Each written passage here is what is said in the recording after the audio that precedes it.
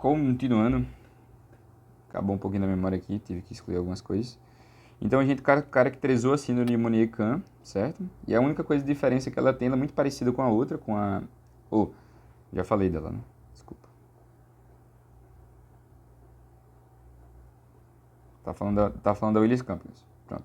A única diferença para a Monier-Kahn é justamente que ela tem um exame, né? Que é a biópsia da cartilagem do brônquio, beleza?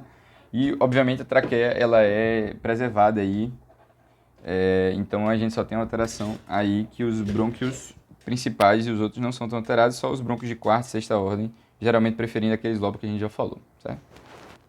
Imunodeficiência comum variável, beleza? Imunodeficiência. Então, só classificando ela, né?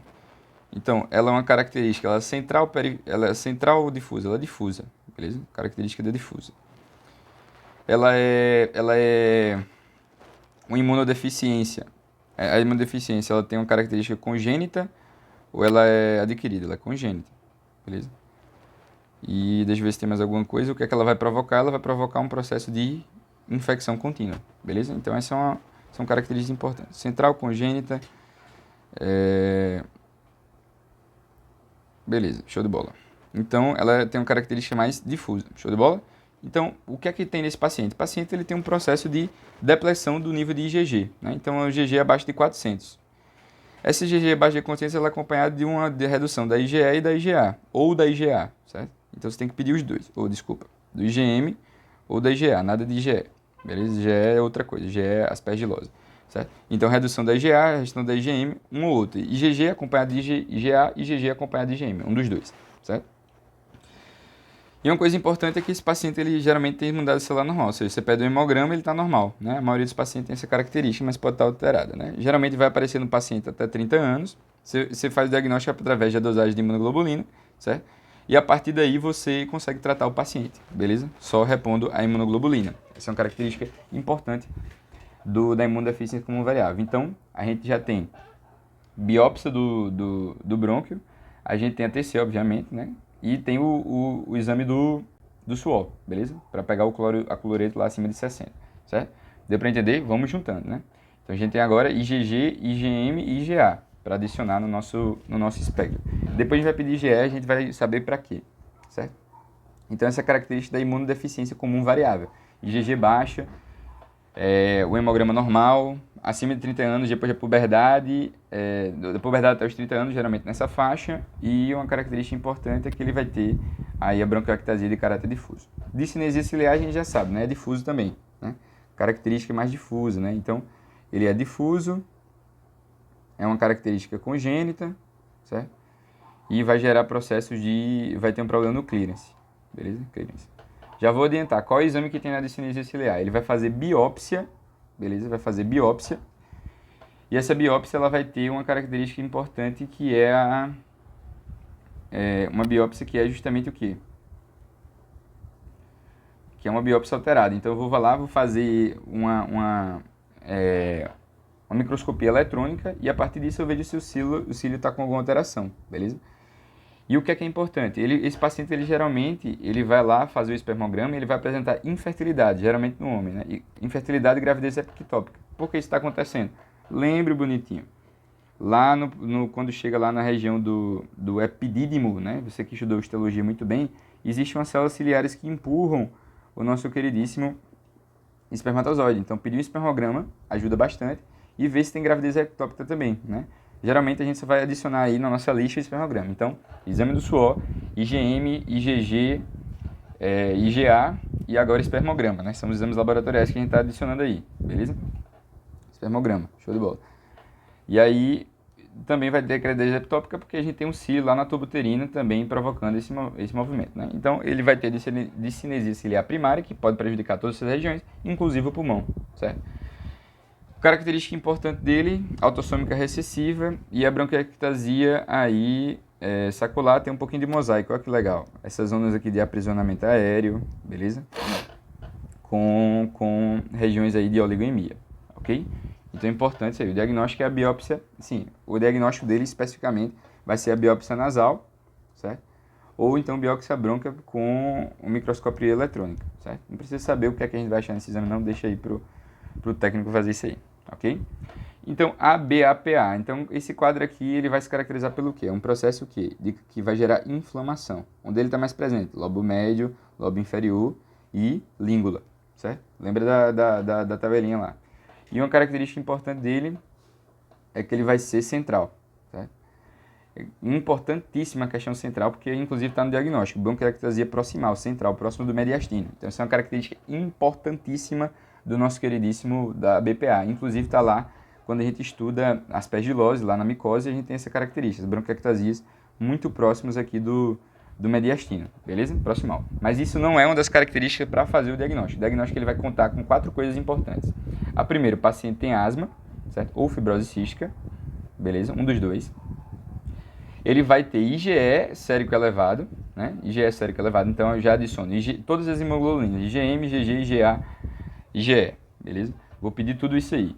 E também eu vou ter IgE ou IgM específica para o aspergillus, certo? E o prick teste positivo, com formação de eritema, de pápula e eritema na região, beleza? Que é justamente uma reação dérmica imediata ao aspergillus, né? Então é o prick teste aí positivo. Se for só a tardia, que é o PET teste, ele é um critério menor. Outras coisas que a gente pode utilizar nesse diagnóstico. Tem uma imagem radiológica transitória. Tem escarro com aspergillus, certo? Tudo isso são características menores. O escarro, inclusive, não é tão importante aí nessa brincadeira. Eosinofilia sanguínea também pode estar presente, mas é característica menor. Os 4 importantes são justamente o quê? Asma, fibrose cística, a presença justamente de IgE, e são 2 IgE, o IgE sérico e o IgE mais IgM, IgG, IgE e IgG para o aspergillus, certo? E também para finalizar a presença justamente aí de um prick teste positivo, certo? Prick teste positivo para aspergillus, né? Especificamente o aspergillus fagatus, que é o mais relevante. Então isso é o que eu uso no diagnóstico da BPA. Então já adiciona justamente IgE, o hemograma para ver se tem hemofilia, bota o IgE, bota o hemograma aí a mais na nossa brincadeira, beleza? E também, se obviamente tivesse disponível aí, fazer o IgE e o IgG específico para aspergillus para descartar a aspergilose, beleza? Importante esse conhecimento, né? As micobacterioses, né, que são justamente as micobacterioses de não tuberculose, o AVE e o câncer, ele está mais presente em pacientes que são imunocomprometidos. Eu falei imunocomprometidos, então, perdão aí pelo erro do vídeo anterior, ele pode atingir, inclusive, pacientes imunocompetentes, beleza? Mas eu acho que está errado, boy. Acho que é imunodeprimidos. Enfim, vamos raciocinar. Ele vai ter justamente nenhum exame específico para ele, né? Na verdade, eu só poderia uma cultura específica para essa bactéria, para micobactérias TB e não TB, né? Então, cultura seria o exame para adicionar. Então, isso que eu falei, cultura, ou escarro, né? Não, exame de escarro. Escarro para tuberculose, micobactérias não tuberculose, bactéria e vírus, que a gente vai ver depois que vai ter que ser solicitado. Então, o padrão mais comum justamente vai ser a cavitação em lobo superior, ou então em lobo médio e lobo inferior, lobo médio e a língula, a presença justamente de bronquiectasias com presença de nódulos, doença nodular justamente bem difusa. Então, essa é a característica das micobactérias não tuberculose, beleza? Então, o nódulo associado à bronquiectasia é o mais importante, mas pode ter uma cavitação em lobo superior, imitando uma tuberculose, uma micobactéria tuberculosa, beleza? Ok? Então, essa é uma característica importante. Outra coisa que a gente tem que analisar é justamente a questão da DRGE. Então, DRGE a gente já viu como sendo uma causa. Obviamente, ele vai gerar o quê? Só deixa eu lembrar aqui o que a micobactéria vai se caracterizar. Ela vai ter um processo difuso, presente justamente, principalmente em que lobo? Né? Pode ser lobo superior, lobo médio e língula também, certo? Pode ser isso aí. E aí, o que é que ele tem de mais é justamente que ele vai gerar um processo de infecção, né? É uma infecção, beleza? Essa é a causa etiológica. E muito importante essa característica do exame, né? Nódulo mais bronquiectasia. A DRGE, ela é um processo aí que vai estar presente, como é um processo inflamatório, ele vai estar presente, mas ele vai estar presente de forma difusa, beleza? E é isso, né? É inflamatório e é difuso. Deixa eu ver se eu... Show de bola. E o lobo não tem nenhum lobo específico, tal. Essa é a característica. Então, fazer justamente os exames para para DRGE, que vai ser a endoscopia e a pH-metria, né? Impedanciometria também, se você tiver disponível, beleza? Então, esses são os exames que a gente tem que fazer. Então, vamos ver se a gente consegue organizar a nossa cabeça para entender a lógica do diagnóstico da nossa queridíssima bronquiectasia. Então, vamos lá. É muita coisa, eu sei. Mas vamos lá. Eu tenho fibrose cística, o que é que eu vou pedir para esse exame? Vou pedir exame do suor, certo? Eu tenho teste do suor, para a gente encontrar aquele cloro maior do que o quê? Maior do que 60. Show de bola. Eu vou lá nas características anatômicas, na síndrome de alguma coisa Campbell, William Campbell, e a síndrome de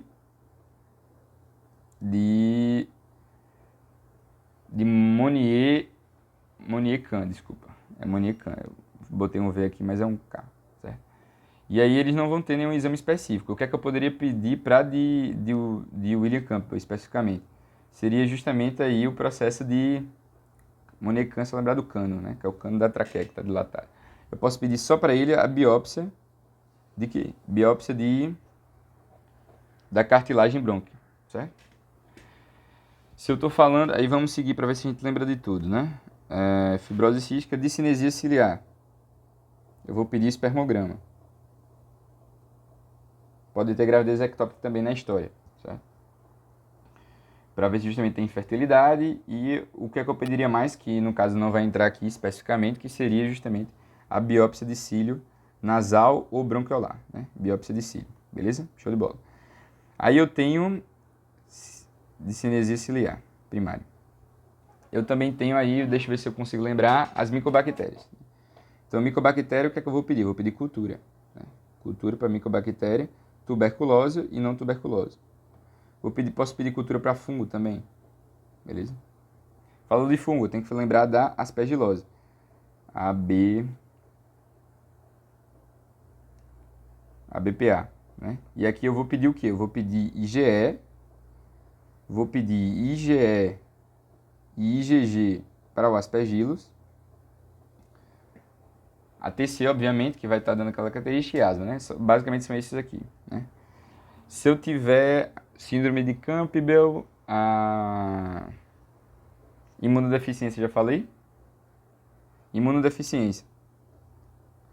A imunodeficiência comum variável, ela vai ser justamente, eu vou pedir IgG e vou pedir o quê? Eu vou pedir IgA, concorda? IgM, né? Para ver se tem alguma alteração. Então, todas as IGs eu estou pedindo. Deixa eu ver o que mais. DRGE. Aí eu vou pedir pH. E vou pedir pH-metria e vou pedir a endoscopia. Pedanciometria se tiver também. Vou pedir também aqui... Posso pedir alfa-1 e antripsina, né, para descartar a DPOC, alfa-1. Botar alfa-1 antripsina, posso pedir também.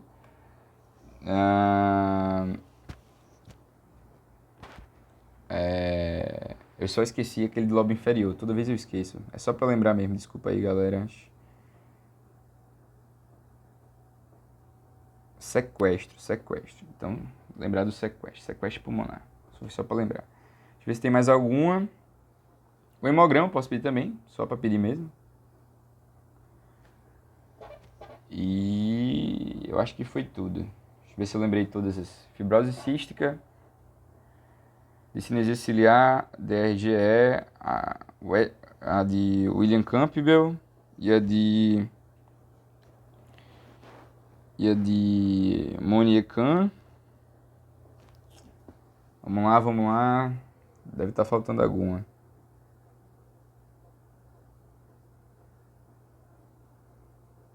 É isso. É que eu vou lembrar são essas. Deixa eu ver se faltou algum. Evidência como variável, síndrome de... Deixa eu ver, vamos lá. Fibrose cística, Monier-Kahn, William Campbell, discinesia ciliar, ABPA, micobactéria, DRGE. Pronto, lembrei de basicamente tudo. Então, o que é que tem que ser feito, né? Então, vamos aqui ver no nosso queridíssimo tratamento do paciente. Então, teve a suspeita clínica. Lembra qual paciente que eu tenho que suspeitar? Tosse e repetição. Pode apresentar dispneia, expectoração, mudança de humor, caquexia, mas isso não é muito importante. Tosse e Pneumonia é aqueles exames sempre alterados. Aí eu vou lá e peço o quê? Uma TC de tórax, beleza? Pedi uma TC de tórax, identifiquei a bronquiectasia. Aí eu vou ter que fazer investigação, né? O que é que eu vou fazer investigação? Tudo isso que a gente falou aqui. Vamos ver se a gente lembra. IgE, IgA, IgM, IgG, IgE. Vou pedir um hemograma. Vou pedir do sangue alfa-1 antripsina também, certo? Pedir essas coisas. O que é que eu vou pedir do escarro? Lembra do escarro, né? O escarro vou pedir o quê? Vou pedir escarro para TB, vou pedir escarro para não TB, vou pedir escarro para outras bactérias, vou pedir escarro para fungo, certo? E eu vou pedir também o exame do suor, certo? Exame do suor, espermograma, pH-metria e essas características. Então, esses são os exames que a gente tem que pedir, né? Quase esqueci do hemograma. Então, basicamente eu faço investigação utilizando isso aqui. A partir do resultado, eu justamente vou dar o meu diagnóstico, né? Então, vamos pensar. Se eu tenho um paciente que tem aí características semiológicas da fibrose cística, né? As características fisiológicas da fibrose cística. E eu tenho aquela queda do suor acima de não sei o que, eu vou justamente dar o diagnóstico, né? História familiar, infertilidade, Staphylococcus aureus no escarro, né?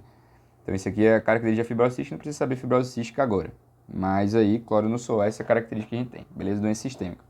Então, achei isso, achei o cloro no suor, fiz o estudo genético lá com o CFTR, certo? Tudo isso pode dar essa alteração, beleza? Show de bola. Então, já tirei fibrose, né?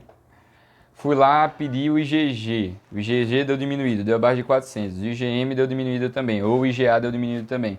O que é que eu tenho? Provavelmente, eu tenho uma imunodeficiência comum primária, né?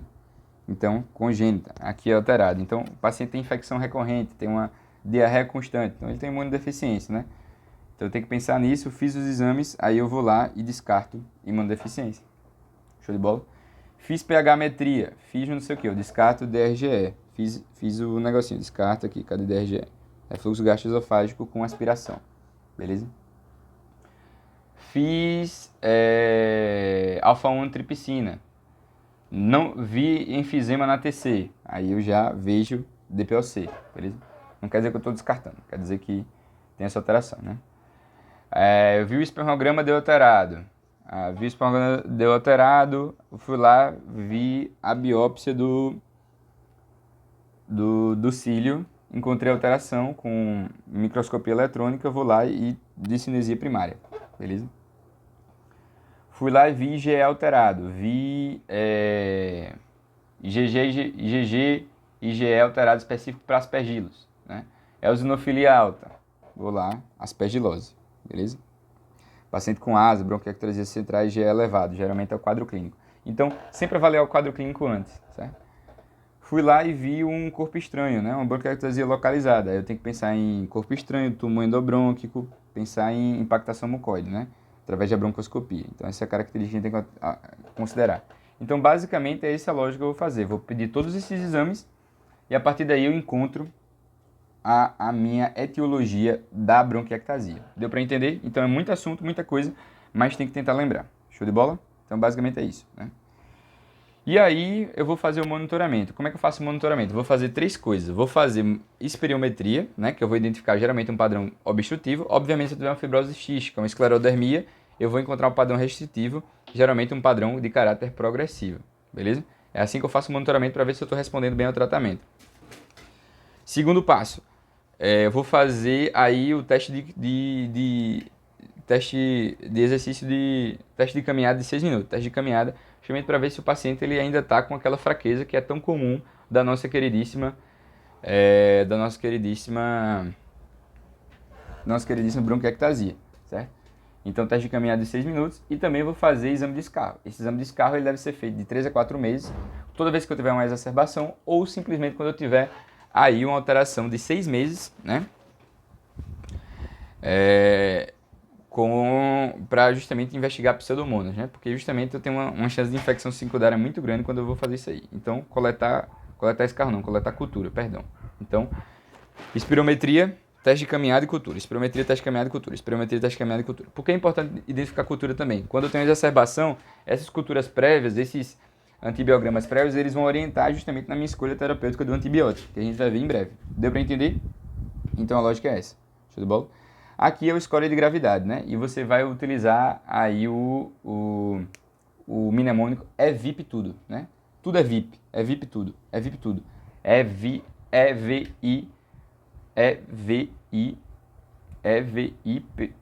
e tá na sequência, né? O TD especificamente é o que pontua 1. Esse aqui vão pontuar 2 na ausência. E aí os intervalos vai ser de 3 para ser considerado risco leve, gravidade leve, gravidade moderada vai ser até o 6, de 4 a 6, e de 7 para cima a gente vai ter a característica de ser grave, beleza? E aí o RVIP-TD é o seguinte, aqui a gente vai ter exacerbação, né? Se ele tiver exacerbação, pontua 2, se não tiver, pontua 0. O V vai ser o VF1, se tiver menor do que 50% do previsto, pontua 2, se tiver maior, pontua 0. O I vai ser de... Deixa eu ver se eu lembro. Não estou conseguindo lembrar agora, vou tentar lembrar. O P é de pseudomonas, então se ele tem infecção crônica com pseudomonas, certo? E aí, se tiver, ele vai pontuar 2, se não, pontua 0. O T vai ser justamente de TC, né? Então, tomografia. Então, se a tomografia está afetando de 0 a 2 lobos, ela vai se caracterizar por pontuar de 1 a 2 lobos. 0 não pode, né? Se tiver 1 a 2 lobos, ela pontua 2, ou pontua 1. Se não tiver, pontua 0. E aqui é justamente o MRC. Se o MRC ele tiver de 0 a 2, né? Naquela escala de dispneia, aí eu vou lá e pontuo 1. Pontuo 0, desculpa. Se ele tiver de 3 a 4, pontua 1, beleza? E o I, que eu estou esquecendo, não é internações, não é exacerbação, Ai, meu Deus do céu. TC, VF1... Esqueci, velho. Isso aqui ela adora cobrar, vamos ver. Idade, somente a idade, pô. 70 anos, né? E é de idade, 70 anos. Então, acima de 70 anos pontua 2, abaixo de 70 anos pontua 0. Beleza? Deu pra entender? Somando tudo, 1, 2, 3, 4, 8. Pode dar 9 no máximo, né? Ah, desculpa. O 1 ele vai até a colonização, né? Vai até o pseudomonas. Então, é VIP tudo, é o PTD. VIPTD. VIPTD. VIP tudo. O P ele pontua U também para dar 9, certo? Então a característica é essa, certo? Então, da avaliação da gravidade. Show de bola? Deu para entender? Então, a gravidade é isso. É VIP tudo. Só lembrando, exacerbações, sim ou não. O V vai ser de VF1, 50%. O I vai ser de idade, 70 anos. O D vai ser o P vai ser de pseudomonas, infecção crônica por pseudomonas, sim ou não. T vai ser de TC, então 1 a 2 lobos, né? 2 lobos, abaixo ou acima. E o D vai ser de dispneia, que vai ser de 0 a 2 ou 3, 4. Beleza? Show de bola, coisa linda. Então a gente conseguiu entender isso aqui, certo? A gente classificou a gravidade, agora a gente vai fazer o tratamento. Vamos lá. É coisa demais de bronquiectasia, vamos lá. Então o tratamento ele vai ser o seguinte, né? Eu preciso tratar todos os pacientes inicialmente da mesma forma. Então o tratamento inicial ele vai ser o quê? Eu vou inicialmente fornecer para o meu paciente aí um apoio fisioterapêutico, então fazer fisioterapia, fazer justamente respirações forçadas com o objetivo de melhorar a ventilação e contribuir para que esse paciente ele melhore o clearance de maneira autônoma, certo? Então fazer fisioterapia e recuperação pulmonar. Eu vou fornecer para ele também aí uma melhora do clearance a partir justamente de substâncias mucoativas, como por exemplo salinas e o manitol, com o objetivo justamente de melhorar o clearance, fazer um processo hipertônico e ativar o movimento ciliar, beleza? Essas são duas coisas que atuam no clearance para evitar inflamação. Eu tenho que justamente evitar alérgenos, principalmente se eu tiver uma aspergilose, evitar justamente o tabaco ou qualquer justamente substância que agrida alergicamente a bronquiectasia, que estimula o processo de inflamação, e a prevenção através da vacina com pneumococo e influenza, beleza? Então esse é o ponto principal para todos. Para pacientes específicos, né? Então, um paciente aí que tem asma, que tem justamente uma broncoatividade, né? Ele tem uma broncoaspiração, ele tem dispneia. Eu vou lá e dou um LABA para ele, né? De longa duração. Paciente com DPLC com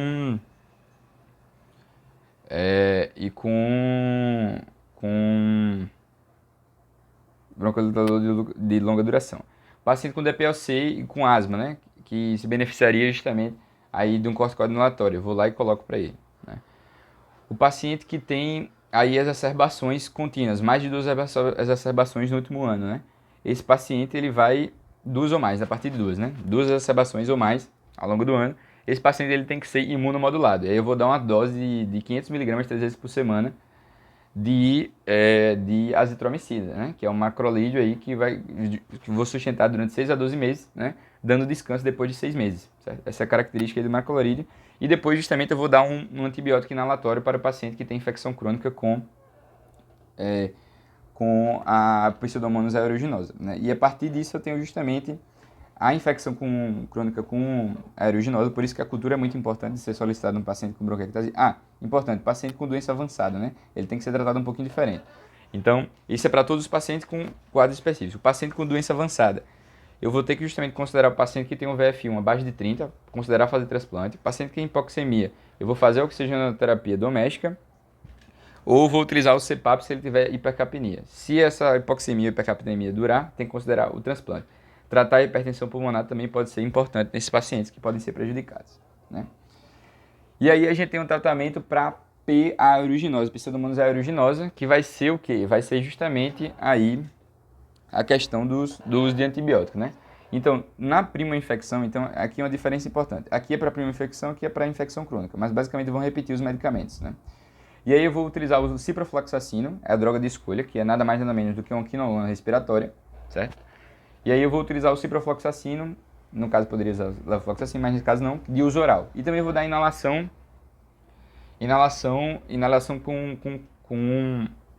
com antibiótico, né?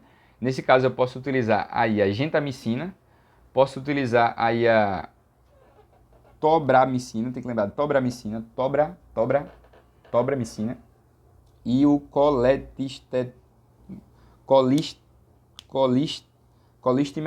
colistimetato e a tobramicina, tobramicina nebulizada, né? Ela pode ser em pó seco também, se eu não me engano. E aí, quando eu tiver um paciente, isso é um paciente leve, né? Paciente que vai tratar com infecção leve. Quando eu tenho um processo mais grave, paciente que está mais grave, aí eu tenho que associar o beta-lactâmico com o macrolídeo e o antibiótico inalatório. Então, só lembrando que o ciprofloxacino e quinolona e os outros que eu falei, a tobramicina, o colistimetato e a gentamicina, eles são justamente aí são os antibióticos inalatórios, beleza? Aqui a gente vai fazer um beta-lactâmico com aminoglicosídeo endovenoso mais o antibiótico inalatório. Então repete, gentamicina, repete o colistimetato e repete a tobramicina nebulizada, beleza? Show de bola. Aí a gente vai lá no inalatório, a gente já falou, e tem que fazer terapia endovenosa. Então esse paciente com terapia endovenosa, ele tem que receber o quê? Ele tem que receber um aminoglicosídeo, certo? Com um beta-lactâmico, que no caso tem que ser uma cefalosporina de terceira geração. E aí eu vou fazer todos os dois endovenosos, né? Quais são as cefalosporinas? A gente pode fazer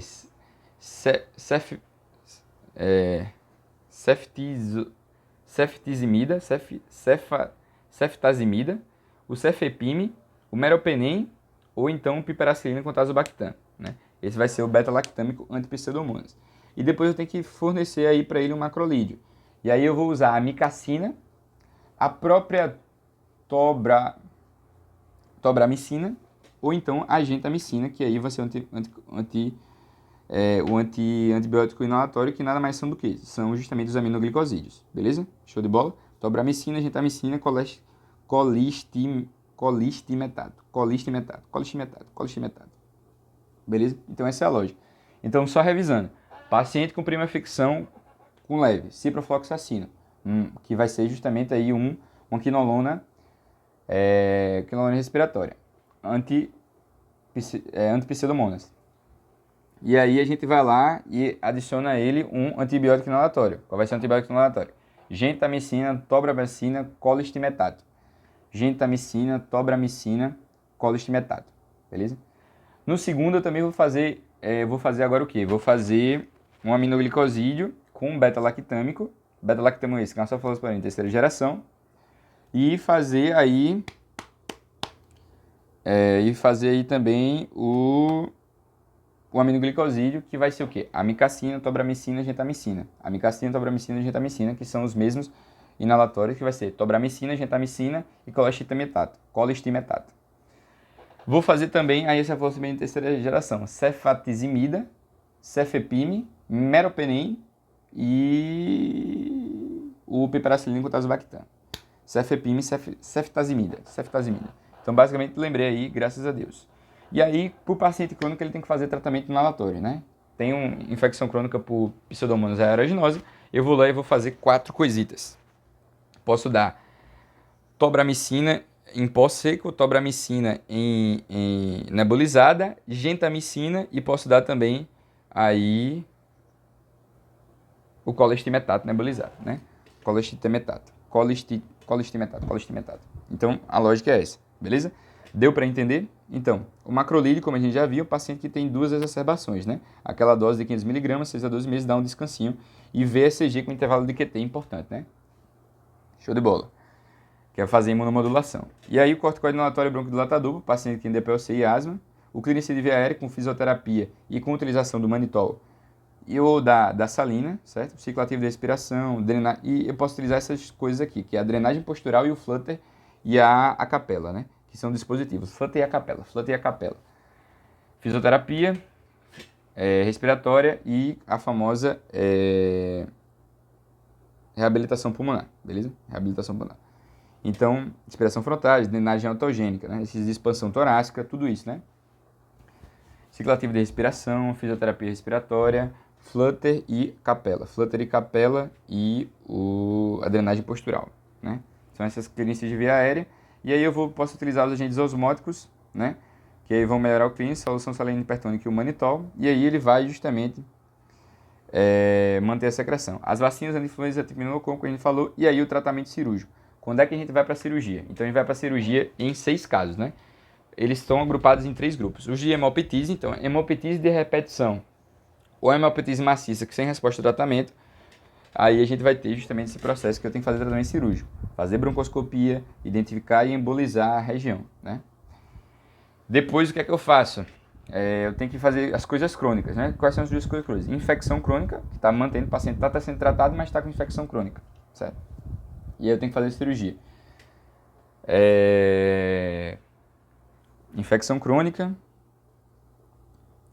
e os sintomas crônicos. Então estão cronificando os sintomas. Ele está com tosse, está com pneumonia, está com dispneia, está com caquexia, está com expectoração de forma crônica. Então tem que tratar esse paciente também. Tem que fazer cirurgia, né? Retirar essa bronquiectasia que está prejudicando. Terceiro ponto, justamente quando eu tenho processos aí de retirada. Então eu vou fazer ressecção para retirada de um tumor que está provocando a nossa queridíssima região. Ou então simplesmente para a retirada justamente de colonização para micro-organismos resistentes, como por exemplo da TB, né? Então, retirada justamente da neoplasia e da TB, justamente aí de micro-organismos resistentes que vão manter o processo inflamatório ativo, beleza? O transplante pulmonar pode ser indicado quando tem uma doença com uma falha constante, paciente grave, paciente que está com o VF1 abaixo de 30, paciente que está com hipoxemia por carpinha que não melhora.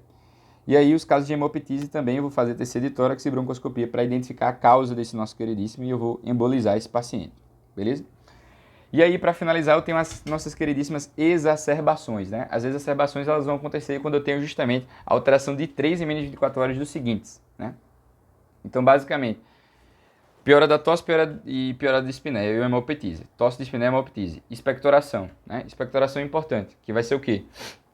Aí o aumento do volume da expectoração, o aumento da viscosidade ou mudança de cor, certo? Com purulência, volume, cor, mudança de cor que indica purulência e por fim aí os exercícios, tanto aumento da fadiga quanto intolerância ao exercício, certo? Tudo isso que for piorado em 40 horas eu tenho que tratar como se fosse aí o quê? Uma nossa queridíssima exacerbação. E aí eu vou para outro lindíssimo algoritmo, né? Então vamos lá, qual vai ser a lógica que a gente vai fazer, né? Eu tenho que classificar esse paciente em grave ou não. Obviamente, eu tenho que ter feito uma cultura prévia, ou eu faço uma cultura, um exame de escarro, para identificar qual o provável patógeno que está prejudicando aqui. Geralmente vai ser a Haemophilus influenza, o Staphylococcus ou o Pseudomonas, beleza? Estafilococcus não, desculpa. Streptococcus e o influenza que está provocando esse problema aqui, certo? Aí eu vou classificar em grave ou não. Se for grave, eu vou fazer um tratamento o quê? Um tratamento caseiro, né? E aí, doméstico, e aí eu vou precisar simplesmente o quê? Eu preciso saber qual é o recomendado. Eu vou fazer justamente a terapia específica para aquele. Então, eu posso utilizar um quinolone, um macrolíneo, beta-lactâmico, eu tenho que considerar o que é melhor para aquele, para o nosso queridíssimo paciente. Se for pseudomonas, já tem que fazer o tratamento específico, que vai ser com ciprofloxacino de uso oral em casa. Coisa linda, né? Se for uma prima infecção, eu tenho que associar justamente com o inalatório, beleza? Se eu estou dentro de uma exacerbação, e aí essa exacerbação é grave, aí eu tenho que já perguntar direto. Eu tenho que ver a cultura para selecionar bem, e aí eu vou ter que fazer o tratamento aí da pseudomonas, né? Se eu tiver o tratamento da pseudomonas, se eu identifico a pseudomonas, eu vou fazer uma terapia dupla. Essa terapia dupla ela vai incluir o quê? Ela vai cair o beta-lactâmico e vai incluir o macrolídeo, beleza? E aí eu vou utilizar aquela mesma lógica que a gente utilizou no começo. Quais são os beta-lactâmicos que a gente está falando? Meropenem, estamos falando de piperacilina com tazobactam, estamos falando de ceftazidima, estamos falando de cefepime, beleza? São essas cefalopolenina de terceira geração, que são os beta-lactâmicos. Se eu posso usar essa aí, e tem que usar também aí o macrolídeo. Macrolídeo que vai ser o quê? Amicacina, gentamicina e tobramicina, beleza? Deu para entender? A lógica é essa. Se não, aí a gente faz um antibiótico de acordo com a cultura presente, né? E aí a única diferença é que se for grave, casa. Se não, tratamento hospitalar, beleza? E se for grave, aí o tratamento de pseudomonas é mais agressivo, não só com ciprofloxacino de uso oral, que é uma quinolona respiratória. Então o tratamento só muda para pseudomonas, certo? Então a lógica é essa. Espero que tenha entendido, é muita coisa, meu Deus do céu. Mas deu certo, conseguimos. Vamos ao próximo.